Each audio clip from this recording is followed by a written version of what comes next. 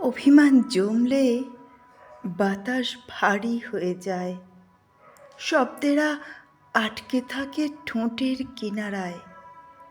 চোখের ভাষা বুঝতে গিয়েও ফিরে আসে শূন্য হাতে।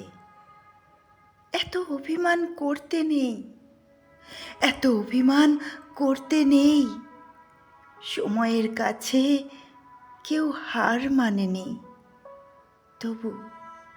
তবু কষ্টগুলো জমতে জমতে একদিন একদিন দেয়াল হয়ে দাঁড়িয়ে যায়। একটু ডাকলেই সব বদলে যেতে পারত। একটা হাত বাড়ালেই পথ খুলে যেত।